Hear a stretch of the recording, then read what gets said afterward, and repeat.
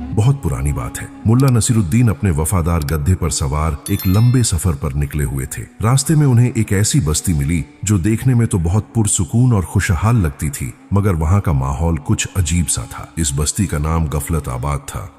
मुल्ला ने जैसे ही बस्ती की हदूद में कदम रखा, उन्होंने देखा कि लोग चल फिर रहे हैं, बाजार लगे हुए हैं, मगर हर शख्स की आंखों पर एक गहरा पर्दा पड़ा हुआ है। यह पर्दा कपड़े का नहीं बल्कि गफलत और अनदेखा करने का था। मुल्ला ने देखा कि एक शख्स रास्ते के बीचों बीच खड़ा है और एक दीवार से सर टकरा रहा है। पास से लोग गुजर रहे हैं मगर कोई उसे नहीं रोक रहा। मुल्ला ने हैरत से अपने गधे को रोका और एक राहगीर से पूछा, भाई, ये शख्स दीवार से सर टकरा रहा है, क्या तुम्हें नजर नहीं आ रहा इसे चोट लग रही है? उस राहगीर ने बेरुखी से जवाब दिया, हमें वही नजर आता है जो हम देखना चाहते हैं। मेरे लिए तो ये रास्ता बिल्कुल साफ है। और वो आगे निकल गया। मुल्ला नसीरुद्दीन दंग रह गए। उन्होंने थोड़ा आगे जाकर देखा कि बाजार में एक दुकानदार तराजू में धांधली कर रहा है और खुल्लम खुल्ला लोगों को ठग रहा है। खरीदार खामोशी से पैसे दे रहे थे, जैसे उन्हें कुछ दिख ही न रहा हो। मुल्ला ने एक खरीदार का हाथ पकड़ा और कहा, अरे मियाँ, देखो तो सही, ये दुकानदार तुम्हें आधा किलो कम तौल कर दे रहा है। खरीदार ने मुल्ला को घूर कर देखा और बोला, बाबा, आप मुसाफिर लगते हैं, इसलिए ज्यादा ध्यान दे रहे हैं। हम तो बरसों से यहाँ रहते हैं, हमें तो सब ठीक नजर आता है। मुल्ला को समझ आ गया कि यह शहर अंधों का शहर है, मगर ये वो अंधे नहीं जिनकी आंखें नहीं होती, बल्कि ये वो लोग हैं जो सच देखना ही नहीं चाहते। उन्होंने बुराई को दस्तूर जिंदगी बना लिया था। मुल्ला ने सोचा कि अगर यहां से खामोशी से निकल गया तो ये लोग कभी होश में नहीं आएंगे। उन्होंने अपने गड्ढे को थपथपाया और कहा, दोस्तों, अगर तुम सच से अंधे हो चुके हो तो अब मुल्ला नसीरुद्दीन तुम्हें वो दिखाएगा जो तुमने कभी सपने में भी नहीं देखा होगा।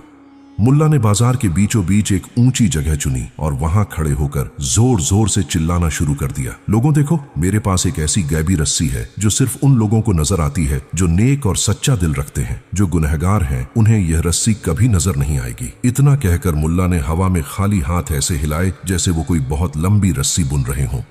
लोगों का हुजूम जमा होने लगा। शहर वाले वहां रुक गए। सब एक दूसरे की तरफ देखने लगे। किसी को कुछ नजर नहीं आ रहा था, क्योंकि मुल्ला के हाथ में वाकई कुछ नहीं था, मगर कोई यह मानने को तैयार नहीं था कि वह गुनहगार है। एक शख्स बोला, हाँ, मुझे नजर आ रही है, कितनी सुनहरी रस्सी है। दूसरा बोला, वाकई इसकी चमक तो आंखों को छू दिया रही है। मुल्ला दिल ही दिल में हंस रहे थे।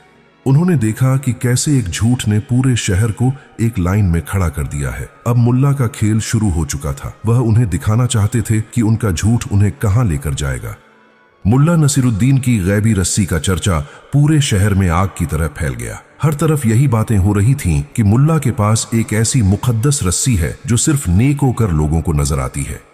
गफलत आबाद का सबसे बड़ा चौधरी, जो अपनी दौलत और तकब्बुर की वजह से मशहूर था, जब उसने यह बात सुनी तो उसने सोचा कि अगर उसने इस रस्सी को न देखने का इकरार किया तो लोग उसे गुनहगार समझेंगे और उसकी कुर्सी खतरे में पड़ जाएगी। चौधरी अपने सिपाहियों के साथ बाजार पहुंचा, जहां मुल्ला हवा में खाली हाथ हिलाते हुए रस्सी को लपेट रहे थे। मुल्ला ने चौधरी को देखकर ऊंची आवाज में कहा, आइए चौधरी साहब, आप तो शहर के सबसे नेक इंसान हैं, यकीनन आपको ये रस्सी साफ नजर आ रही होगी। चौधरी ने अपनी आंखों को मलकर हवा में देखा। वहां कुछ भी नहीं था, मगर हुजूम की नजरें उस पर थीं। उसने सोचा, अगर मैंने कह दिया कि कुछ नहीं दिख रहा तो लोग कहेंगे कि मैंने रिश्वत ली है और मैं बेईमान हूं। चौधरी ने फौरन एक गहरी सांस ली और निहायत संजीदगी से बोला, वाकई मुल्ला, ये रस्सी तो बहुत ही नायाब है। इसकी बुनावट और इसका रंग तो मैंने पहले कभी नहीं देखा। मुल्ला ने मुस्कुराते हुए रस्सी का एक सिरा चौधरी की तरफ बढ़ाया और कहा, चौधरी साहब, अगर आप वाकई नेक हैं तो जरा इस रस्सी का बोझ उठाइए। हम इसे शहर के बीचों बीच बांधेंगे ताकि हर नेक शख्स इसे देखकर सबक हासिल करे। चौधरी ने खाली हवा में हाथ डाला और ऐसा ढोंग किया जैसे वह बहुत भारी बोझ उठा रहा हो। उसका चेहरा लाल हो गया और वह पसीने में सराबोर हो गया। हालांकि उसके हाथों में हवा के सिवा कुछ न था। शहर वाले, जो एक दूसरे से डरते थे कि कहीं कोई उन्हें गुनहगार न कह दे, वो भी चिल्लाने लगे, देखो चौधरी साहब कितनी भारी रस्सी उठाए हुए हैं, कितनी मुबारक रस्सी है। मुल्ला ने चौधरी को पूरे बाजार में उस खाली बोझ के साथ घुमाया। लोग रस्सी को छूने का नाटक करने लगे और कुछ तो उसकी खूबसूरती पर रोने भी लगे। मुल्ला दिल ही दिल में हैरान थे कि कैसे एक शहर के लोग सिर्फ रुसवाई के डर से ऐसे झूठ को सच मान रहे हैं जो उनके सामने है ही नहीं। फिर मुल्ला ने चौधरी से कहा, चौधरी साहब, अब इस रस्सी को अपनी हवेली के दरवाजे पर बांध दें ताकि जो भी बेईमान गुजरे वो अंधा हो जाए। चौधरी ने डर के मारे हवेली के दरवाजे पर खाली हाथ से गिरह बांधने का ड्रामा किया। उस रात पूरा शहर उस खाली दरवाजे को देखकर डर रहा था। मुल्ला ने उनकी आंखों का अंधापन देख लिया था। वो समझ गए थे कि ये लोग सच देखने से नहीं बल्कि सच बोलने से डरते हैं। अब मुल्ला इस झूठ के पर्दे को ऐसी जगह ले जाने वाले थे जहां उनका यह अंधों का खेल उन्हीं पर भारी पड़ने वाला था। मुल्ला नसीरुद्दीन का गैबी रस्सी वाला किस्सा अब एक तमाशा बन चुका था। शहर के चौधरी के बाद अब बारी थी शहर के काजी की। काजी साहब अपनी अदालती इंसाफ के लिए नहीं बल्कि अपनी लंबी दाढ़ी और भारी जब्बे की वजह से मशहूर थे। जब उन्होंने सुना कि चौधरी ने अपनी हवेली पर एक ऐसी रस्सी बांधी है जो गुनहगारों को नजर नहीं आती, तो उन्हें अपनी नेकी खतरे में नजर आई। उन्होंने सोचा कि अगर शहर का काजी रस्सी न देख सका तो लोग उनकी अदालत पर सवाल उठाएंगे।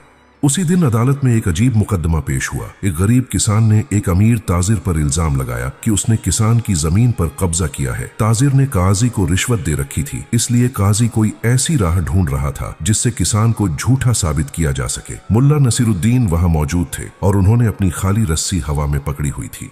मुल्ला ने अदालत के बीच में खड़े होकर कहा, काजी साहब, इंसाफ की तबाही तब होती है जब लोग सच देखकर भी अंधे बन जाएं। मेरे पास यह मुकद्दस रस्सी है, क्यों ना हम इस मुकदमे का फैसला इसी रस्सी से करें। जो झूठा होगा वह इस रस्सी से टकराकर गिर जाएगा और जो सच्चा होगा वह इसके नीचे से बासानी गुजर जाएगा।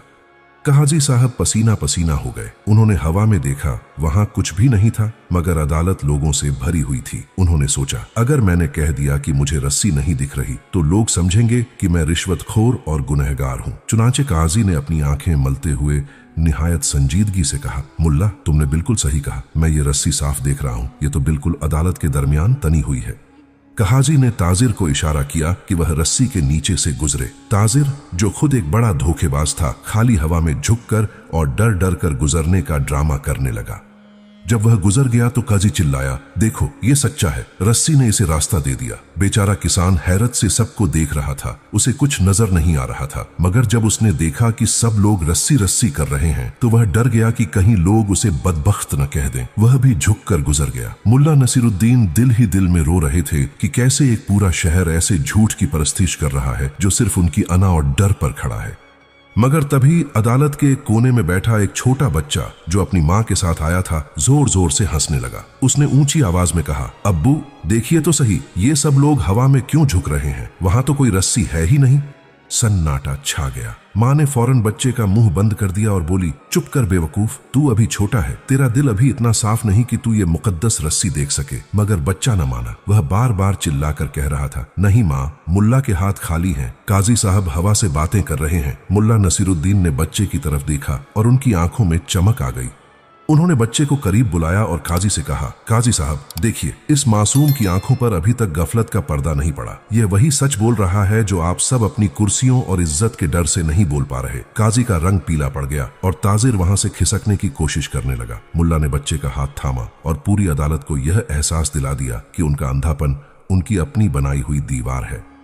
अदालत में बच्चे की आवाज किसी बिजली की तरह गिरी थी। काजी, ताजिर और चौधरी सब के सब अपनी जगह जमकर रह गए। माँ ने बच्चे का मुंह सख्ती से दबा रखा था, मगर उस मासूम की आंखों में अब भी वही हैरत थी कि आखिर सब बड़े लोग हवा में क्यों झुक रहे हैं। मुल्ला नसीरुद्दीन ने बच्चे की तरफ एक पुरशफकत नजर डाली और फिर अदालत में जमा हुजूम की तरफ मुड़े। उनके चेहरे पर अब वह पुरानी मजाकिया मुस्कुराहट नहीं थी, बल्कि एक संजीदा फिक्र थी।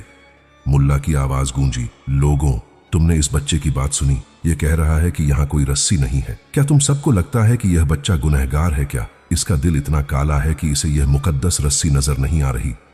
पूरी अदालत में खामोशी छा गई। हर शख्स एक दूसरे का मुंह ताकने लगा। कोई भी बच्चे को गुनहगार कहने की हिम्मत नहीं कर पा रहा था, मगर साथ ही कोई यह मानने को भी तैयार नहीं था कि वो खुद अब तक झूठ बोल रहा था। काजी साहब ने बात संभालने की कोशिश की और लरजती आवाज में बोले, मुल्ला, बच्चे तो नादान होते हैं, उन्हें ऐसी कीमती और गैबी चीजों की समझ कहां। हमें तो ये रस्सी साफ दिखाई दे रही है। मुल्ला ने काजी की आंखों में आंखें डालकर कहा, काजी साहब, अगर आपको नजर आ रही है तो जरा इस रस्सी को पकड़कर दिखाइए, मैं इसे छोड़ रहा हूं। मुल्ला ने हवा में अपने हाथ खोल दिए। काजी ने फौरन हवा में हाथ मारने शुरू कर दिए, जैसे वो गिरती हुई रस्सी को थाम रहे हों। उनकी यह हरकत इतनी अजीब थी कि अदालत में बैठे कुछ लोग जो अब तक डर रहे थे, उनकी हंसी निकल गई। मुल्ला ने हुजूम से कहा, देखो, तुम्हारा काजी हवा को पकड़ रहा है, तुम्हारा चौधरी हवा से डर रहा है। तुम सब ने एक ऐसे झूठ को खुदा बना लिया है जिसका कोई वजूद ही नहीं। तुमने बच्चे की सच्चाई को गुनाह और अपने झूठ को ईमानदारी का नाम दे दिया है। यह रस्सी कभी थी ही नहीं, मैंने सिर्फ तुम्हारे डर और तुम्हारी अना का इम्तिहान लिया था। यह सुनते ही पूरी अदालत में शोर मच गया। ताजिर ने चिल्लाया, धोखा, मुल्ला ने हमें धोखा दिया। चौधरी ने अपनी तलवार पर हाथ रखा और बोला, मुल्ला, तुमने शहर के बड़े लोगों का मजाक उड़ाया है, इसकी सजा मौत है। मगर मुल्ला नसीरुद्दीन बिल्कुल न डरे। उन्होंने ऊंची आवाज में कहा, मेरा मजाक तो तब उड़ता अगर मैं झूठ बोलता। मैंने तो सिर्फ तुम्हें तुम्हारा असली चेहरा दिखाया है। तुम लोग अंधों की बस्ती में रहते हो क्योंकि तुमने सच देखने की ताकत खो दी है। तुम्हें रस्सी नजर नहीं आ रही थी, तुम्हें सिर्फ अपनी कुर्सी और अपनी इज्जत नजर आ रही थी।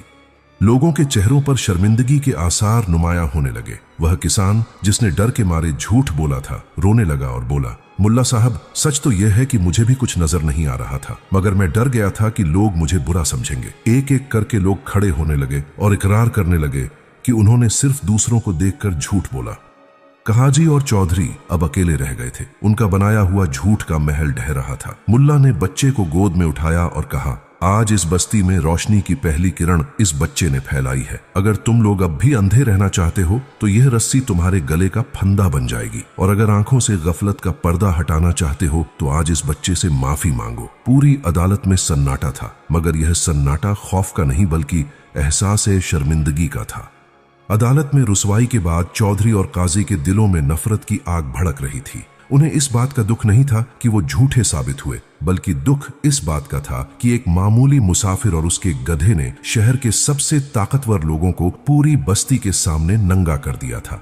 जब लोग अदालत से निकलकर अपने घरों को लौट गए और शहर पर रात की स्याही छा गई तो चौधरी की हवेली में एक खुफिया बैठक हुई। हम इस मुल्ला को जिंदा नहीं छोड़ सकते। चौधरी ने गुस्से में दीवार पर मुक्का मारा, इसने हमारी इज्जत मिट्टी में मिला दी। अब लोग हमारी तरफ देखकर हंसते हैं। काजी ने अपनी दाढ़ी खुजलाते हुए कहा, मौत तो बहुत छोटी सजा है चौधरी साहब। हमें चाहिए कि हम इसे उसी सच के नाम पर फंसाएं जिसका यह ढिंढोरा पीटता है। हम इसे गैबी रस्सी की तौहीन और शहर में फितना फैलाने के इल्जाम में गिरफ्तार करेंगे। अगली सुबह जब मुल्ला नसीरुद्दीन शहर की सड़क पर सुकून से अपने गधे को पानी पिला रहे थे, अचानक चौधरी के सिपाहियों ने उन्हें घेर लिया। सिपाही ने सख्ती से कहा, मुल्ला नसीरुद्दीन, तुम पर इल्जाम है कि तुमने एक झूठी रस्सी के जरिए शहर की मुकद्दस अदालत और काजी शहर का मजाक उड़ाया है। तुमने लोगों के जज्बात को ठेस पहुंचाई है और शहर में अफरा तफरी फैलाई है। मुल्ला ने मुस्कुराते हुए जवाब दिया, भाई, मैंने तो सिर्फ रस्सी दिखाई थी। झूठ तो तुम्हारे बड़े लोगों ने बोला था। मैंने तो सिर्फ हवा में हाथ हिलाए थे। उन्होंने तो उस हवा को मुकद्दस कहकर पूजा था। मगर सिपाहियों ने उनकी एक न सुनी और उन्हें जंजीरों में जकड़कर शहर की पुराने जेल में डाल दिया। मुल्ला का गधा बाहर अकेला खड़ा अपने मालिक का इंतजार करने लगा। शहर में खबर फैल गई कि मुल्ला को गिरफ्तार कर लिया गया है। वह बच्चा जिसने अदालत में सच बोला था अपने बाप के साथ कगिले के बाहर जमा हो गया। धीरे धीरे शहर के वो लोग भी वहां आने लगे जिन्हें मुल्ला ने आंखों का अंधापन दिखाया था। लोगों के दिलों में चौधरी और काजी के लिए गुस्सा था, मगर वो अब भी डर रहे थे। चौधरी ने किले की दीवार पर खड़े होकर ऐलान किया, कल सुबह सूरज निकलते ही मुल्ला को फांसी दी जाएगी, क्योंकि इसने हम सबको अंधा कहा है। मुल्ला जेल की कोठरी में बिल्कुल पुरसुकून थे। उन्होंने जेलर से कहा, भाई, क्या तुम मेरी एक आखिरी ख्वाहिश पूरी करोगे? जेलर ने पूछा, क्या है तुम्हारी ख्वाहिश? मुल्ला बोले, मुझे वही गैबी रस्सी दे दो जो चौधरी ने अपनी हवेली पर बांधी है। मैं चाहता हूं कि फांसी के वक्त वही रस्सी मेरे गले में हो ताकि सब देख सकें कि झूठ का अंजाम क्या होता है। जेलर हैरान रह गया। उसने यह बात चौधरी और कहाजी तक पहुंचाई। उन दोनों ने सोचा कि मुल्ला अब पागल हो गया है। ठीक है, चौधरी ने कहखा लगाया, हम कल सुबह खाली हवा से ही उसे फांसी का फंदा लगाएंगे। देखते हैं यह कैसे बचता है। मगर उन्हें यह मालूम नहीं था कि मुल्ला नसीरुद्दीन ने उनके लिए एक ऐसा जाल बुन लिया है जिसमें वो खुद अपनी गर्दनें फंसाने वाले हैं। मुल्ला ने जेल की दीवार पर मिट्टी से कुछ लिखा और सुकून से सो गए, जैसे उन्हें अपनी मौत का कोई डर ही न हो। सुबह सादिक का वक्त था। गफलताबाद के लोग शहर के निशस्ती मैदान में जमा हो चुके थे, जहां फांसी का तख्ता लगाया गया था। चौधरी और काजी अपने मखसूस लिबास में मगरूरी से ऊंची कुर्सियों पर बैठे थे। उनके चेहरों पर फतहयाना मुस्कुराहट थी। उन्हें लग रहा था कि आज वो हमेशा के लिए उस शख्स से निजात पालेंगे जिसने उनके झूठ के कारोबार को खतरे में डाल दिया था। मुल्ला नसीरुद्दीन को जब जेल से लाया गया तो उनके हाथों में जंजीरें थीं, मगर चेहरे पर वही पुरसुकून मुस्कुराहट थी। चौधरी ने खड़े होकर ऐलान किया, लोगों, आज इस फितना पर आज शख्स को सजा दी जाएगी। इसने हमारी मुकद्दस रस्सी का मजाक उड़ाया था, इसलिए हमने फैसला किया है कि इसे किसी आम रस्सी से नहीं बल्कि इसी गैबी रस्सी से फांसी दी जाएगी जो सिर्फ नेक लोगों को नजर आती है। लोगों में खामोशी छा गई। जल्लाद आगे बढ़ा और उसने हवा में खाली हाथ ऐसे हिलाए जैसे वह कोई रस्सी का फंदा तैयार कर रहा हो। मुल्ला तख्ते पर खड़े होकर काजी की तरफ मुड़े और ऊंची आवाज में कहा, काजी साहब, इंसाफ का तकाजा यह है कि फांसी देने से पहले रस्सी की मजबूती चेक की जाए। आपने तो कहा था कि यह रस्सी आपको साफ नजर आ रही है, तो जरा आगे आइए और अपने हाथों से इस फंदे को मेरे गले में डालिए ताकि लोगों को यकीन हो जाए कि आप वाकई नेक हैं। काजी साहब थोड़ा हिचकिचाए, मगर लोगों के हुजूम ने उन्हें घेर रखा था। वो मजबूरन तख्ते पर चढ़े। उन्होंने हवा में खाली हाथ हिलाते हुए ढोंग किया कि वो फंदा पकड़ रहे हैं। तभी मुल्ला ने अचानक कहा, ठहर जाइए काजी साहब, मुझसे एक गलती हो गई। मैंने जेल की दीवार पर पढ़ा था कि यह रस्सी सिर्फ उन्हें नजर आती है जो हलाल की पैदाइश हो और जिनका दामन बिल्कुल साफ हो। अगर आपने यह फंदा पकड़ा और आपको नजर न आया तो सबको पता चल जाएगा कि आपका खानदान कैसा है। काजी के हाथ हवा में रुक गए। वह डर गए कि अगर उन्होंने हवा में सही जगह हाथ न मारा तो लोग समझेंगे कि वो अंधे हैं और उनका नसीब खराब है। उन्होंने घबराकर चौधरी की तरफ देखा। चौधरी ने बात संभालने के लिए कहा, छोड़ो काजी साहब, मैं पकड़ता हूं। मुल्ला ने चौधरी की आंखों में आंखें डालकर कहा, चौधरी साहब, सोच लीजिए, अगर आपने हवा में गलत जगह हाथ डाला तो पूरा शहर जान जाएगा कि आपकी कुर्सी रिश्वत और झूठ पर खड़ी है, क्योंकि यह रस्सी सिर्फ सच्चे चौधरी को ही दिखती है। चौधरी के पसीने छूटने लगे। वह हवा में हाथ मारने की कोशिश कर रहा था, मगर उसकी आंखों में खौफ था। मुल्ला ने मौका पाकर ऊंची आवाज में हुजूम से कहा, लोगों, देखो, तुम्हारे रहनुमा अब हवा से डर रहे हैं। इन्हें वो रस्सी नजर नहीं आ रही जो उन्होंने तुम्हें दिखाई थी। इनका झूठ अब इन्हीं के गले का फंदा बन चुका है। बाजार में मौजूद वही बच्चा दोबारा चिल्ला उठा, देखिए, चौधरी साहब का हाथ खाली है, वो डर रहे हैं। फिर क्या था, पूरे शहर में शोर मच गया। लोग चिल्लाने लगे, झूठ, सब झूठ है, मुल्ला सच्चा है। हुजूम का गुस्सा देखकर सिपाही भी पीछे हट गए और लोग तख्ते की तरफ दौड़ने लगे। चौधरी और काजी ने जब देखा कि लोगों का समुंदर उनकी तरफ बढ़ रहा है तो उन्हें अपनी मौत नजर आने लगी। वो तख्ते से कूदे और अपनी इज्जत बचाने के बजाय अपनी जान बचाकर शहर से बाहर की तरफ भागे। लोग उनके पीछे पत्थर लेकर दौड़े और उन्हें शहर की सरहदों से बाहर निकाल दिया। मुल्ला नसीरुद्दीन ने अपने गधे की जीन दुरुस्त की और बच्चे के सर पर हाथ रखकर कहा, बेटा, सच बोलने के लिए आंखों की नहीं, जिगर की जरूरत होती है। आज से इस शहर का नाम बसीरत आबाद रख दो। मुल्ला नसीरुद्दीन अपने गधे पर सवार होकर अगले सफर की तरफ निकल पड़े और उनके पीछे पूरा शहर उन्हें हाथ हिलाकर रुखसत कर रहा था। वो अब अंधों की बस्ती नहीं रही थी, क्योंकि उन्होंने हकीकत को देखना सीख लिया था।